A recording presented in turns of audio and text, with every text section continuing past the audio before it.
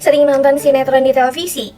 Atau mungkin teman-teman sering streaming series terbaru di platform digital? Kalau iya, berarti teman-teman sudah tidak asing lagi dengan karya-karya dari MTech. Ella Mahkota Teknologi adalah perusahaan yang berasal dari Indonesia, berdiri sejak tahun 1983. MTech terus berinovasi dan berkembang menjadi konglomerat media terbesar di Indonesia. Sekarang, MTech punya banyak sekali anak perusahaan yang bergerak di berbagai bidang, mulai dari televisi, radio, platform digital, hingga layanan keuangan. Selain menjadi konglomerat media, MTech juga memiliki tanggung jawab sebagai perusahaan publik. Untuk itu, transparansi keuangan menjadi hal yang sangat penting. Setiap tahunnya, MTech merilis laporan keuangan yang diaudit secara independen. Laporan ini memberikan gambaran lengkap mengenai kondisi keuangan perusahaan. Jadi, sekarang yuk kita cari tahu gimana sih penyajian dan pengungkapan aset dan kewajiban serta provisi yang ada di MTech. Baik, materi yang saya akan jelaskan yaitu terkait dengan pengakuan dan pengukuran liabilitas di PT MTech. Sebelum ke materi, PT MTech ini mempunyai liabilitas jangka pendek seperti utang usaha, utang pajak, beban akrual, dan lain-lain.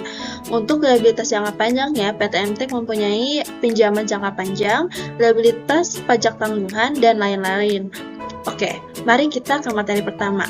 Materi pertama ini tentang pengakuan liabilitas di PT MTech.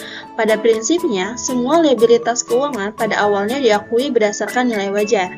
Dan setelah itu, tergantung klasifikasi liabilitasnya untuk diukur dengan metode yang relevan sesuai dengan standar akuntansi yang berlaku. Selanjutnya, yang kedua terkait dengan pengukuran liabilitas pada PT MTech.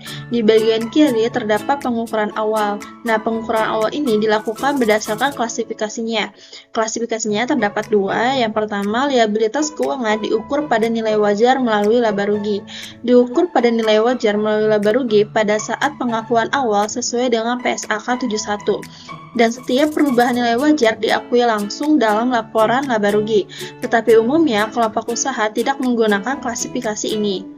Yang kedua, yaitu terdapat liabilitas keuangan diukur pada biaya perolehan diamortisasi. Kategori ini relevan bagi kelompok usaha. Setelah pengakuan awal, liabilitas seperti pinjaman diukur dengan metode suku bunga efektif atau disingkat SBE.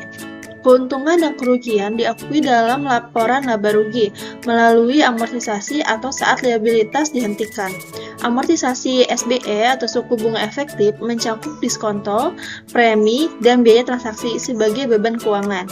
Di sebelah kanan terdapat pengukuran setelah pengakuan awal. Nah, juga ada pertimbangan nih di bagian pengukuran setelah pengakuan awal ini. Yang pertama itu ada utang dan pinjaman jangka panjang berbunga, di mana diukur dengan biaya perolehan diamortisasi menggunakan metode SBE, suku bunga efektif. Bunga yang belum dibayar dicatat terpisah dari pokok pinjaman. Amortisasi dihitung dengan mempertimbangkan diskonto, premi, dan biaya transaksi. Yang kedua terkait dengan utang dan akrual. Liabilitas jangka pendek seperti utang usaha, beban akrual itu diukur pada jumlah tercatat yang kurang lebih sebesar nilai wajarnya. Selanjutnya mengenai penyajian liabilitas keuangan. Terdapat 3 aspek. Yang pertama, klasifikasi liabilitas keuangan. Liabilitas keuangan diukur pada nilai wajar melalui laporan laba rugi. Juga liabilitas keuangan diukur pada biaya perolehan diamortisasi. Yang kedua, penyajian dalam neraca. Terdapat 2 liabilitas. Yang pertama, liabilitas jangka panjang mencakup utang dan pinjaman jangka panjang dikenakan bunga, disajikan sebagai liabilitas jangka panjang. Beban bunga yang belum dibayar dicatat terpisah dari pokok pinjaman dalam liabilitas. Liabilitas yang kedua yaitu liabilitas jangka pendek mencakup utang usaha, beban akrual, utang bank jangka pendek, dan liabilitas sewa jangka pendek disajikan sebagai liabilitas jangka pendek. Dan yang ketiga, yang terakhir, pengungkapan nilai wajar dan amortisasi. Liabilitas yang diukur pada nilai wajar diungkapkan di neraca dan laporan laba rugi dengan perubahan nilai yang mempengaruhi laba rugi. Juga, liabilitas yang diukur pada biaya perolehan diamortisasi menggunakan metode suku bunga efektif disertai amortisasi, diskon, premi, atau biaya terkait yang diakui sebagai beban keuangan pada laporan laba rugi. Baik, selanjutnya di sini kita mau membahas bagaimana pengungkapan untuk ekuitas. Jadi yang pertama untuk modal saham itu diakui pada saat penerbitan saham kepada pemegang saham. Jadi dia tuh mencerminkan kontribusi pemegang saham terhadap modal perusahaan. Yang kedua, untuk laba ditahan itu diakui dari laba bersih yang dihasilkan selama periode akuntansi dan tidak dibagikan sebagai dividen. Jadi dia tuh menunjukkan investasi keuntungan dari si suatu perusahaan. Yang ketiga, untuk tambahan modal di sektor itu diakui saat perusahaan menerbitkan saham di atas nilai nominal. Jadi dia tuh menandakan dukungan tambahan dari pemegang saham terhadap perusahaan. Dan yang terakhir, untuk saham treasury, dia tuh diakui pada saat pembelian kembali saham. Yang mengurangi total ekuitas dan mencerminkan keputusan perusahaan dalam mengelola modal.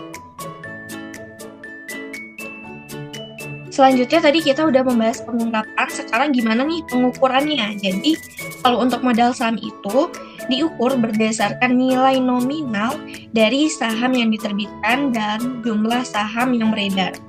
Yang kedua, untuk laba ditahan diukur berdasarkan akumulasi laba bersih yang belum dibagikan kepada pemegang saham sebagai dividen. Yang keempat, untuk tambahan modal di store itu diukur mencakup selisih antara harga jual saham yang diterbitkan dan nilai nominalnya. Dan yang terakhir, untuk saham treasury, dia tuh diukur berdasarkan harga perolehan saat perusahaan itu melakukan pembelian kembali saham yang telah diterbitkan. Berdasarkan PSAK 57, provisi merupakan liabilitas yang waktu serta jumlahnya belum pasti. Bisa dikatakan juga, provisi merupakan liabilitas yang belum pasti waktu terjadinya dan belum pasti juga uang yang akan dikeluarkan untuk menyelesaikan liabilitas tersebut. Di perusahaan MTEK sendiri, provisi diakui jika kelompok usaha memiliki kewajiban kini baik bersifat hukum maupun bersifat konstruktif. Jika sebagai akibat peristiwa masa lalu, besar kemungkinan penyelesaian kewajiban tersebut mengakibatkan arus keluar sumber daya yang mengandung manfaat ekonomi, dan jumlah kewajiban tersebut dapat diestimasi secara handal. Kemudian, provisi ditelaah pada setiap tanggal pelaporan dan disesuaikan untuk mencerminkan estimasi terbaik yang paling kini. Jika arus keluar sumber daya untuk menyelesaikan kewajiban kemungkinan besar tidak terjadi, maka provisi tersebut dibatalkan.